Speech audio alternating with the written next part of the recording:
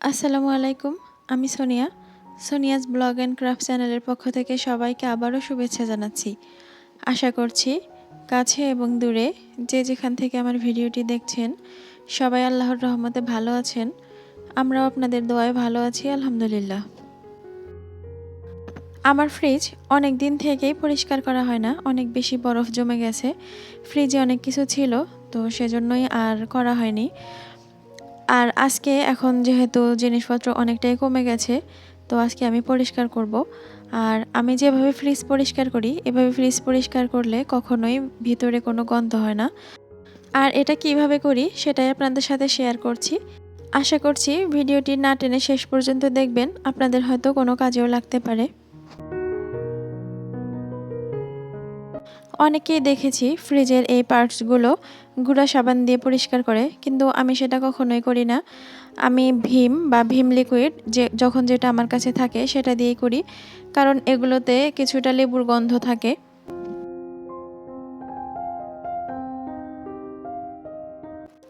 আমি এরকম একটা জালির সাহায্যে এগুলো মেজে নিচ্ছি। এই জালটা আমি বাড়ি থেকে নিয়ে এসেছিলাম।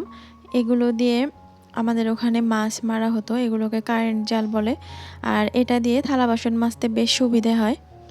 সবগুলো মেজে ধুয়ে শুকাতে দেবার পর এবার যেটা করব, আমি চুলায় কিছুটা পানি দিয়েছি আর এর মধ্যে কয়েক টুকরো লেবু কাটা দিয়ে দিচ্ছি। এটা আমি একদম বেশি গরম করব না, মোটামুটি গরম করব এবং তারপর রেখে দেব।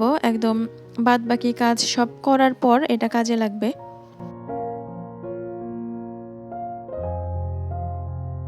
অনেকক্ষণ ধরেই ফ্রিজটা খোলা রেখেছি, কিন্তু এর বরফগুলো এখনও তেমন ছাড়েনি।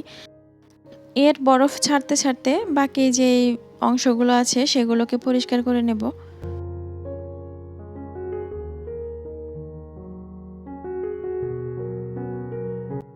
ফ্রিজের উপরটাতেও অনেক বেশি ময়লা পড়েছিল, সেটাও পরিষ্কার করতে বেশ খানিকটাই সময় লেগেছে। এখনও বরফ তেমন ছাড়েনি।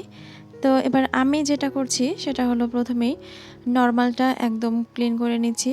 আমি সেই একইভাবে ওই জালিতে ভীম লাগিয়ে এভাবে ঘষে ঘষে পরিষ্কার করে নেব।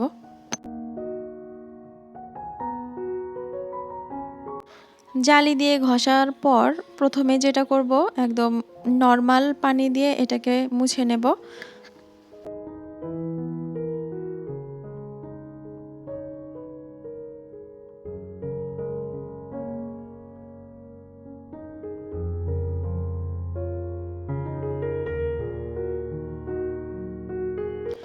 ফ্রিজের নর্মাল অংশ পরিষ্কার করতে করতে এদিকের বরফটা অনেকটাই ছেড়ে এসেছে, এবার ছাড়ানো সহজ হবে।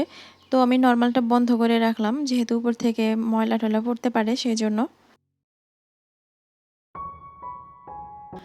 কত বরফ জমে গেছে, এই বরফের জন্য ফ্রিজের ভিতরে জায়গায় অনেকটাই কমে গেছে মনে হয়। আপনাদের কাছে আমি আবারও রিকোয়েস্ট করছি, যারা আমার ভিডিওটি দেখছেন প্লিজ আমার চ্যানেলটি সাবস্ক্রাইব করে আমার পাশে থাকবেন। আর যারা অলরেডি আমার চ্যানেলটি সাবস্ক্রাইব করেছেন তাদেরকে অসংখ্য ধন্যবাদ জানাচ্ছি। আর যারা ফেসবুক থেকে আমার ভিডিওটি দেখছেন তারা চাইলে আমার পেজটি ফলো দিয়ে রাখতে পারেন। বরফ ছাড়ানো হয়ে গেলে আমি সেমভাবে যেভাবে নিচে পরিষ্কার করেছি সেই ভীম আর জালি দিয়ে উপরটাতেও পরিষ্কার করে নিয়েছি। এবার এই লেবু পানির কাজ, এটা অনেকক্ষণ ভিজে ছিল আর যেহেতু হালকা গরমও ছিল, তো লেবুর গন্ধটা এর মধ্যে খুব ভালোভাবেই ঢুকে গেছে। এবার আমি একটা কাপড়ের সাহায্যে, এটা কিন্তু অবশ্যই একটা পরিষ্কার কাপড়, আমি পানিতে খুব ভালো করে চিপে নিয়ে এটা দিয়ে পুরো ফ্রিজ খুব সুন্দর করে আস্তে আস্তে ঘষে ঘষে মুছে নেব।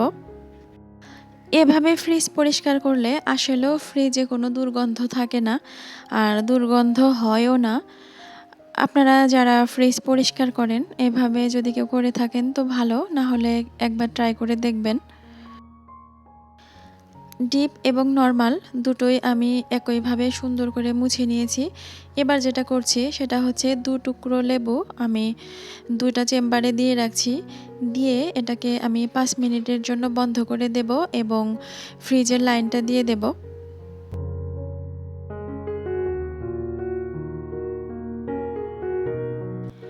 5 মিনিট পর ফ্রিজ খুলে ফ্রিজের সব যে জিনিসগুলো নামিয়েছিলাম সেগুলো এখন আস্তে আস্তে রেখে দেব।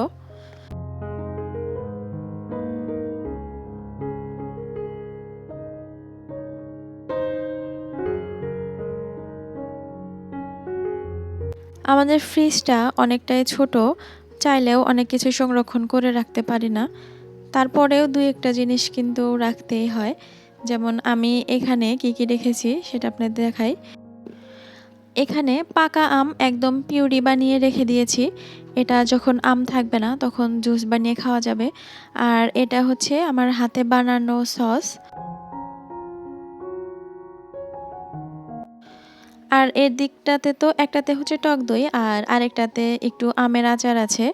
আর উপরের যেই আইসক্রিমের বক্স এটার মধ্যে আমি কাঁঠালের বিচি রেখেছি। আর সাইডে কাঁচা আম রেখেছি আর নিচেরটাতে চালের গুঁড়া। আর এখানে একটু মরিচ বাটা আছে যেটা আমি অনেক দিন ধরেই সংরক্ষণ করে রেখেছিলাম। আর মরিচের দুর্মূল্যের সময় ওটা আমার বেশ কাজে লেগেছে। এখনও খানিকটা রয়ে গিয়েছে। আশা করছি আমার ভিডিওটি আপনাদের ভালো লেগেছে। আর যদি ভালো লেগে থাকে একটা কমেন্ট করতে কিন্তু ভুলবেন না। তো আজকে এই পর্যন্তই। সবাই ভালো থাকবেন, সুস্থ থাকবেন। আল্লাহ হাফেজ। আসসালামু আলাইকুম।